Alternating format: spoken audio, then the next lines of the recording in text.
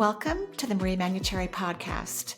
Over the last 30 years, it has been my joy to assist humanity in aligning with their magnificence so they may heal, discover their natural gifts, and communicate with loved ones living on the other side. May you also experience delight while we dance in the powerful, intuitive world of energy. Let's get going. Hello, everyone, and welcome to Where Energy Meets the Divine. I hope that you are enjoying the eclipse cycle. Now, I say that with a little bit of a grain of salt because eclipses bring surprises into our lives. Sometimes they can be super fun, exciting, they could be super curious and interesting, and they could be not fun at all. And we're experiencing, depending on what's happening in our own lives or the lives of others, people close to us, what's happening in their lives also affects us because of the eclipse cycle. And the one that we just had, it was very, very powerful, extremely, very strong. It was on the 7th of September. And we'll have another one in another week and a half. They come in pairs. They group together. So I'm hoping that your eclipse experience is comfortable. I hope it's joyful, interesting, and I hope it's not too harsh. I truly do. During this time, during eclipse time, you really want to take it easy. You want to rest. Do the power move of letting your mind be quiet. I think a quiet mind is a power move, by the way. I really do. I think it's a significant power move. So spending some time quieting your mind, resting away from your thoughts, get a lot of walking in, yoga, or taking naps, but don't push yourself too hard at work or even in the house. Order some food in if you want to, or just eat salads and soup. Just really give yourself a nurturing break because a lot happens during eclipse time. It's considered the wild card in astrology, which means that anything could happen. And what's happening on a soulful level is that our soul is being shown the light into something that's dark for us in our introspection, in our belief system, in our consciousness. And we're given an opportunity to shift that awareness so that we can have a completely different experience. So it's going to affect us for at least the next 6 months, perhaps longer.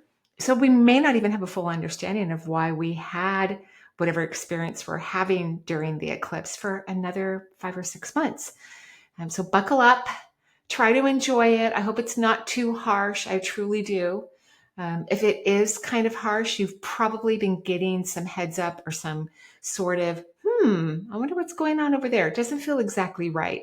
You've probably gotten some sort of impressions that there's something that needs to change in a certain area of your life or in someone else's life. And now it's kind of upon you.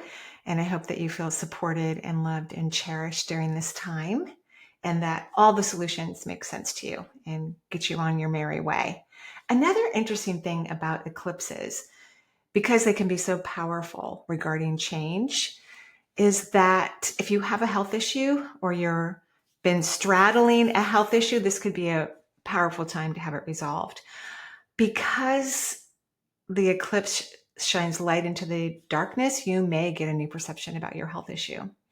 And I think healing from an energetic perspective is not a challenge per se, but it's not for the faint of heart. Because when you do an awareness of yourself, you learn a lot of things about yourself, and it can be a little shocking. It can be a little sad. It can be a little dramatic. And we're all working towards reevaluating our perceptions of ourselves. So make sure you're nurturing, resting, eating good food, but not working too hard. Take the day off. Sleep in and on the weekends. I was just in North Carolina helping my daughter and son-in-law with 2 of their young children because my daughter had to do a lot of work.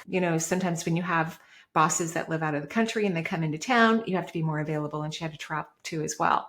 So I wouldn't say I was having to work extra hard at work. I really couldn't do any work because I was either holding a baby or chasing a toddler. And the funny thing is that, when you're there helping young beings to stay safe and have fun with them and play with them, it's a busy work, right? It's very busy work. And I remember thinking, before I left to the Carolinas to hang out with them, I was a little annoyed with my own personal life, like, oh, I have to do this and I have to do that. And then I went to help take care of adorable, amazing babies. I'm like, oh, I think I'll be resting when I get home. I don't think it's as bad as I thought it was. So I'm hoping you're getting some awarenesses that are fulfilling and nurture you and bring you to a higher vibration of consciousness. I hope that's happening for you right now. And if it's not happening right now, it's definitely going to happen in the next 6 months. So take a break, be kind to yourself. And of course, with all the interesting things that are happening in the world, if you could quiet your mind so that your mind isn't overthinking, analyzing, and processing, so we can get into a high frequency, so we can even send positive energy to other parts of the world, that would also be a blessing for all of us. I'm going to go straight to the phone lines now and listen to questions and give my answers. Thank you so much for leaving these beautiful questions. I really appreciate it. Hey Marie, this is Laurie from the cornfields of Nebraska. Oh. In September of last year, I felt like someone has been leading me down a spiritual path, like a calling. I'm obsessed and cannot take enough classes to learn. I finished oracle card reading classes and getting close to finishing Reiki. Do you see this for me in the future, or do you see something different for me? It's good to get a second opinion. Thank you so much, and I love listening to you and all your honest answers. Thank you. Thank you, Laurie. I mean, you're obsessed by it. You're having fun. It's bringing you joy. So, yes, I think it's great that you're putting energy into the multisensory world. You do need it to, at some point, start to practice. You have to take those tools that you've learned from others, or that you've been taught by the universe, or that you've read in a book, or that your spirit guides have passed on to you, and you have to start practicing out in the human realm. Humans require physical action to get things moving. We're in a physical form, so it requires us to get going in most of the cases, not in every case, but in most of them. And when you are fascinated and you're having fun and you're delighted by what you're studying, I think that's a positive indicator that you have natural gifts and talents in this realm. I wouldn't just pick one thing and say, oh, this is what I'm going to do. It's okay not to know yet, and you may do multiple things within the multisensory world, but it's time to start practicing. We learn a lot through taking action. We learn a lot through practicing the techniques that we have been studying. When I was in nursing school, I remember the night before I was going to give my very first shot, we practiced on oranges. We did. We practiced filling up, syringes and making sure we got the bubbles out. And then we practiced on oranges. And of course I was nervous, because I didn't want to hurt anyone, although shots are not pain-free. I mean, if you dart it just perfectly, it certainly can be almost pain-free. But we all eventually had to practice in order to become good nurses and great practitioners and to take good care of others. We had to practice. So you need to go practice. Okay? Please go practice. It'll be important for you. Thank you. Hi, Marie. This is Valorie in Missouri. I adopted my cat Isis 3 years ago, but after all this time, she's still anxious and hides frequently. It makes it difficult to give care. Lately, I have even begun researching animal communicator techniques, hoping that someday I may develop the skill and ask her what has happened to her. I hope you will be willing to scan my cat's frequency to see if there may be something physically or energetically wrong with her that might lessen her anxiety if it could be put back into balance. I look forward to whatever you can find out that's behind Isis's behavior so that I have a direction to pursue with her veterinarian. Thank you for all your help. Okay, I find this topic really interesting for several reasons. One, I don't think you'll need a vet to have this resolved. I think you need to start talking to her, and not from that place that you're saving her. Stop thinking that she's in trouble. She actually thinks that you're stupid. I know that sounds terrible and mean, but you picked a cat from your worried, empathetic heart chakra. And when people go to shelters and take a pet, when they're in that, oh, who's the one that needs the most amount of love here? That like highly empathetic people probably should not be getting animals from a shelter, because they tend to pick the most challenged, unhappy, difficult pet. in the whole facility. And you don't need to learn compassion. That's not why you reincarnated into Earth. You need to learn self-compassion. But she literally thinks that you're not bright. So I would start talking to her because she is smart. She's very smart. I would start saying to her, let's say you're opening up her food, like a can of food. And as you're doing it, I want you to move, as you're opening up a can of food, I want you to move into a place of confidence. Instead of you're worried about her, you're lowering the vibration. She's becoming reactive. She likes to, kind of piss off humans because she does think not just that you're not intelligent, she thinks all of us are stupid. She actually thinks that. And I think she's bright enough that you could tell her the opposite, but you need to move into a state of confidence, of awareness. And so if I were opening up the can of food, I'd say, hey, so I'm actually really smart. I understand you don't think I am, but I am. And you can be annoyed and frustrated all you want and not have fun and hide behind the couch, but I'm going to go hang out on this other couch and watch TV. And if you feel like coming over, that would be great. Start to move into a different vibration. You're actually feeding her victimization and her anger. So she's pissed. She doesn't like humans. She'd much rather live outside. She would love to be a feral cat, but one that's well fed. So maybe a garden, if she could live in a garden where she was protected and didn't have to come in the house all the time or hardly ever, she'd be really happy. That's what I think. So change your perception about her. And the next time you go get an animal, if you're going to get an animal from the animal shelter, you need to change your energy first. We don't want to pick the most unhappy animal because that's not what you want. You want something to cuddle you and hang out with you. And so you're going to need to change your vibration about that. Okay, I hope that's helpful. Hi, Marie. This is Christie calling from Waterloo, Ontario, Canada. It's January 14th, 2025. I'm calling for help and your thoughts on my oldest daughter. She's 13. She developed anxiety about 5 years ago when I was diagnosed with breast cancer. I'm doing great, but her anxiety has stayed and its severity has gone up and down over the years. She sees a therapist and we do affirmations and talk through her worries all the time. But in 2024, she started having panic attacks. And now since December, she's washing her hands constantly. And her arms and hands are so dry, red, scaly, feeling like a sunburn. I'm worried about her skin and encourage her to use cream every time, but she's washing for the littlest things like touching a light switch or a school bag that might be dirty or a book that she touched last week when she thought she had a sore throat. This is so hard to see and it makes me so sad. I feel that it's holding her back and high school is around the corner. She keeps saying that she doesn't want to be like this, and that has made me think we should look into medication. But I also want to check on food allergies and vitamin and hormone levels. Please let me know your thoughts and feelings. I appreciate your help and love your podcasts and have your book too. Thank you, Marie, for your time and help. Bye. Thank you, Christy. I definitely would find a naturopath, not only for helping her to relax her mind and her autonomic system, but to, find salves that she really likes to put on her hands. I think that would be lovely. Kind of back to the cat story. Not that your daughter doesn't think you're brilliant. She does. But you're feeling guilty about something that thankfully you healed from. Thankfully, what a blessing. You're feeling guilty as if you brought this on yourself. Just like when people go to shelters to rescue animals, if their energy is not elevated, they feel guilty. Like, oh my gosh, there shouldn't be these animals here. Oh my gosh, somebody abused them. Oh my gosh, these terrible things happen. We lower our vibration and we don't allow for the transformation and the energy to occur between another person. So you need to stop feeling guilty.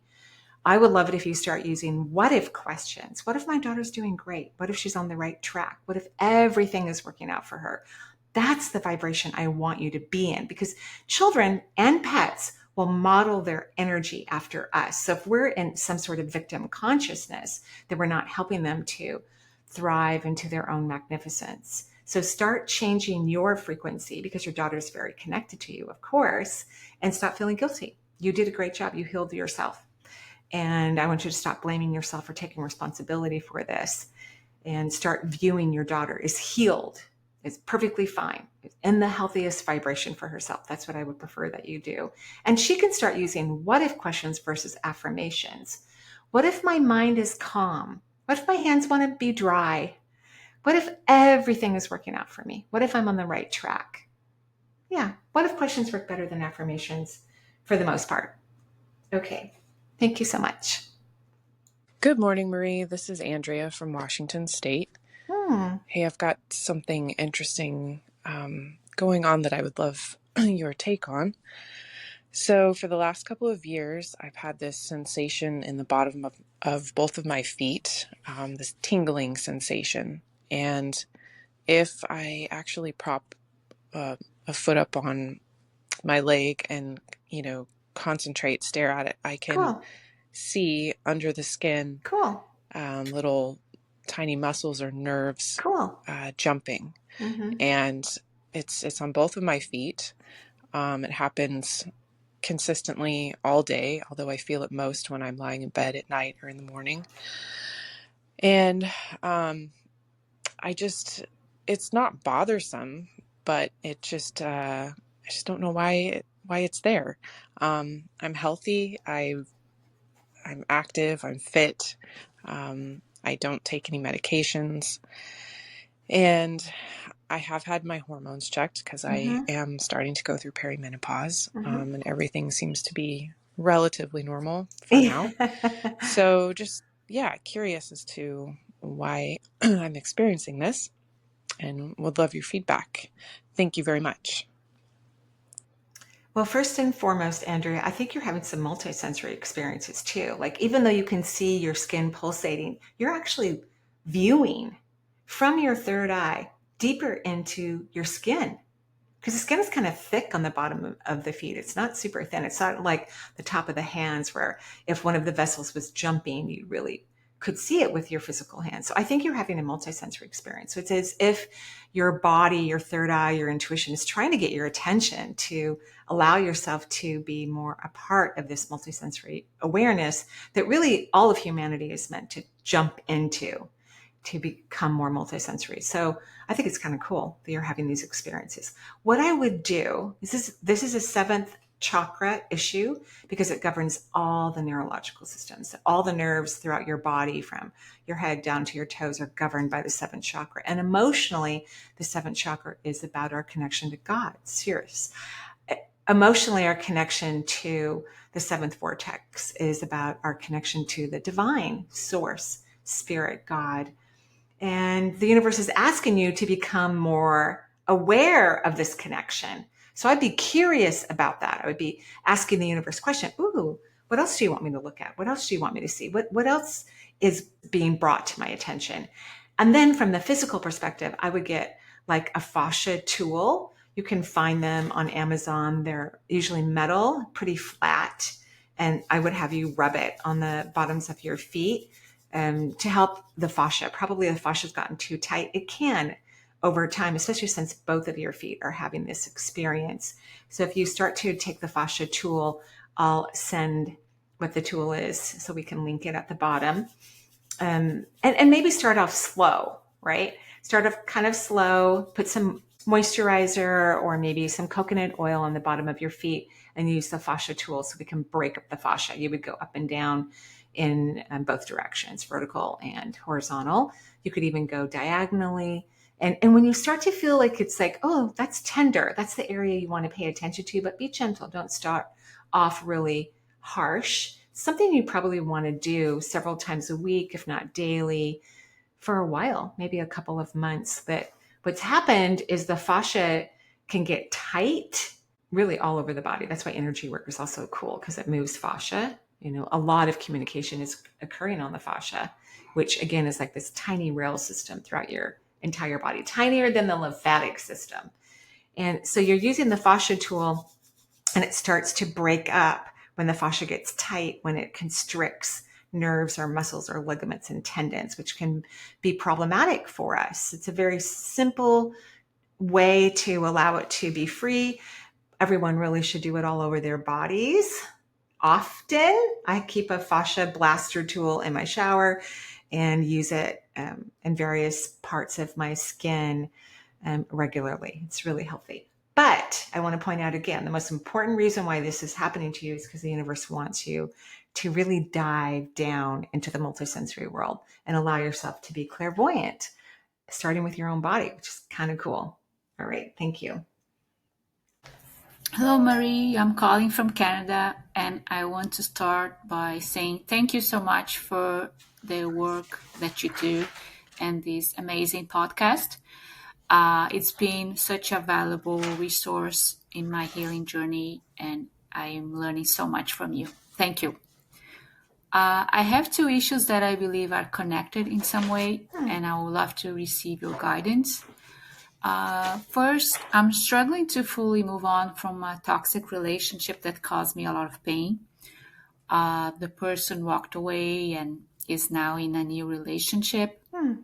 I've accepted the ending for what it is, and I haven't spoken to this person in a long time.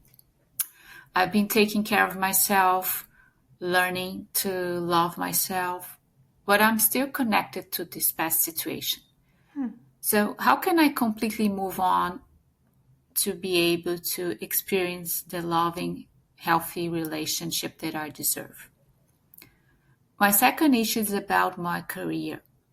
I am unemployed right now, and I'm not sure about my next steps. Nothing seems to make sense. I don't want to return to my previous career in social services, and I'm not really sure what direction to take. If I should go back to school, travel, or look into a new field of work, maybe. I also consider myself an empath and someone who is highly sensitive. So I'm wondering what kind of path I should take to have a fulfilling life, a career that brings me joy, and also financial freedom. I'm looking forward to hearing from you. Thank you so much. Sending you and your listeners lots of love. Thank you, Marie. Bye-bye. Thank you so much. And thank you for the love that you sent to all of us. That's very kind of you. I think you have to raise your vibration. You've got to get a little bit happier. It sounds like you have that knowingness that you don't want to return to your former career path. Great. That's excellent. But you haven't quite gotten into the place of joy where you can identify what's going to make you happy. I think writing could be great for you. Traveling would be lovely. I think it's great that you're not working right now. I think you've needed a break. I wish people would embrace that more, especially in the United States, where people work all the time, constantly. They rarely take time off at all. Sabbaticals are important. I think that they help us to heal, and we resist health issues and other problems when we get to take some time off, some needed rest, and really let ourselves reflect into the beauty of not having a lot on our plate. I think that's extremely healthy. And in that time, you can start determining what makes you happy, which means you have to be present. Does that make me happy? What about this? Does that make me happy? Am I feeling joy right now? These are good questions to ask. I still ask myself that question a lot. Does this make me happy? Do I like that? You get clarity about what brings you joy when you notice your vibration spiking. Right? So then you make different decisions based on the identification of the spike. Like, that brings me joy. That makes me really, really, really, really happy. And the relationship, I think you just need to learn to manage your mind. I really feel like your body's over it. It's like you said the relationship was toxic. And I'm sure you're accurate. And now you don't have this relationship. That's amazing. But your mind still wants to go there. And humans need to learn to manage their brain. It's your brain. You can tell it what to do. You can tell it what not to do. So you need to get in charge, be confident with your mind, and divert it to a completely different topic. Sometimes when I think about something that's really old or ancient, and, at first I don't recognize, I'm not aware that I'm thinking about something. Then several minutes have gone by, maybe even longer. And I'm like, oh, I don't need to think about that thing. And I force my awareness to move to a different topic. Maybe I go clean something, or I go look at the garden. I watch a funny show, but I force my mind, because you want to train your mind, you want to manage your mind to do what you want it to do and what's in your best interest. I think that's critical, extremely critical. So let's get happy so you can identify when something comes into your preview, like, oh, that could be my next line of work.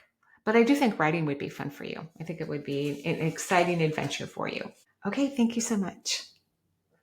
Hi, Marie. This is Cathy. I'm from Central Massachusetts. It's November 22nd.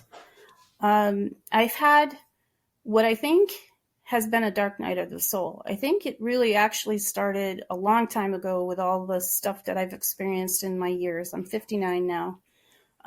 My granddaughter passed away unexpectedly and tragically, March 27th, 2016.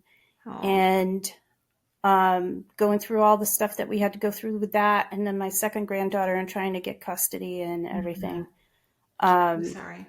Then there's just been a lot going on in my world, and I've always tried to keep this spirituality going and the faith in that and in myself. The past, I guess, the dark night of the soul started when I found out this man died October 28th, 2022, and it devastated me. And I think it just was everything, not just his death, just everything kind of like a volcanic eruption. It just kaboom, and it just basically wiped out my life, and I've had to basically start over. But there's a lot of stuff going on. My plate is pretty full, even though I have been stuck at the bottom of this very dark tunnel, or well, if you will. And I'm in therapy, so I'm working on getting out of that. But I've been having experiences which seem like they might be mini Kundalini risings. And I feel like that maybe my soul purpose is to eventually heal with my hands. Nice. I'm thinking about starting a YouTube thing, which would be nice if you could tell me if there's anything in that. I kind of keep getting these things where it says I need to be seen now. And if you can hear anything, if you hear anything from my granddaughter, Elizabeth, she was something, 3.5 years old, and she was just the light of my life. And then my mom passed away recently, and this man, his name was Angel, and there's my aunt and uncle, and then I have pets and stuff like that. So if you can, whatever you can give me, I would appreciate more than you could tell me. I mean, more than I can say. So I appreciate you. Thank you so much. I found you at just the right time. Thank you so much. Take care. You're welcome. I'm so sorry for all the difficulties that you've had. I'm obviously not going to answer all of these questions. Even in a power session, I'm not going to answer all of those questions. It's a new offering that I have on the website. When we announce them, which we do through our constant contact, when we're about to release a whole bunch of power sessions, just know that we like to have focused questions, not 10 questions. I'm going to focus on Elizabeth, who is adorable, by the way. She is adorable.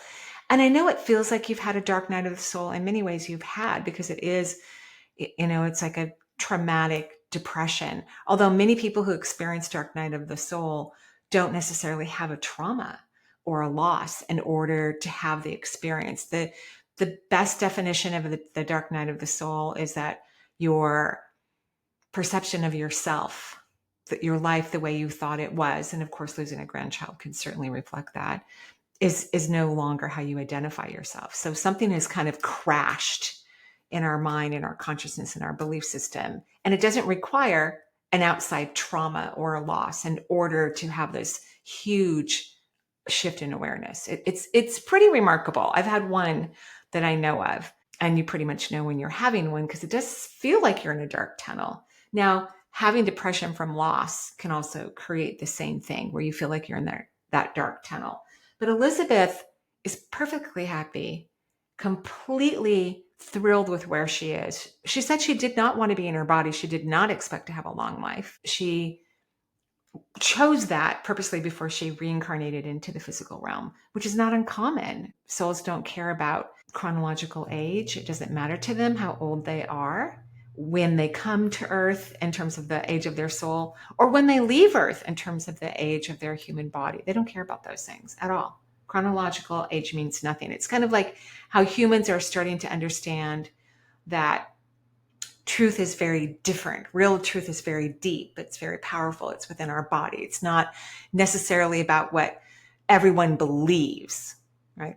It's very, very different. Truth is a very personal, unique, identifying experience that many people may not agree with you about.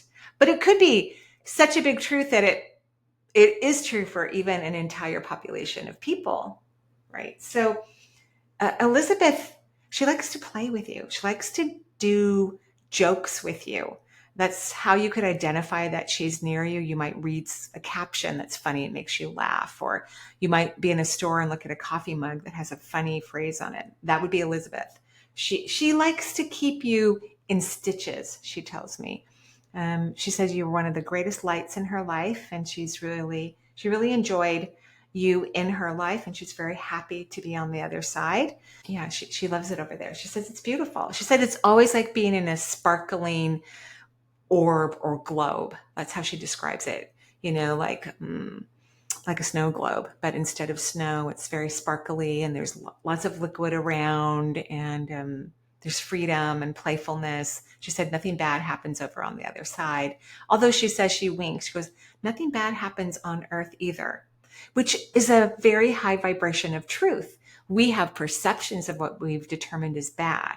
Humans, we have this idea of what is bad, but is it really bad from a soul's perspective? That's a great question to ask oneself. So I do think you are changing, and that's why you could be experiencing some mini eruptions in your energy as you're shifting your consciousness. You're noticing that your vibration is beginning to expand and move into a more authentic frequency and vibration for yourself. That's very exciting. So she's fine. She's blowing you kisses. She'll blow bubbles near you. So pay attention to these signs, because I think it will give you even more relief, because I think you've handled it quite well, actually. I don't really pick up much about the man who passed. In other words, sometimes we put a lot of energy into something that's really not in our best interest. And I think one way to describe that is some people are attracted to people who aren't good for them, right? And they don't know it. They can't see that. It's almost as if they see the potential in something or in someone, but they don't really see the present moment. So I'm not sure that this person was a catalyst for the change that has occurred. I think a lot of things have been an extraordinary catalyst for you as you start to move into higher realms of consciousness. Okay, well, thank you everybody for listening to the show, and know that I have classes coming up in September and October. I'm doing a 12-week coaching class on the prevention and the healing of disease. It's going to be fascinating. And then I'm doing an 8-week course on self-love, also highly necessary to learn tools and techniques and the truth of your magnificence. That will be an 8-week course. I'm starting this fall as well. Thank you so much, everyone. Have a beautiful day. Bye-bye for now.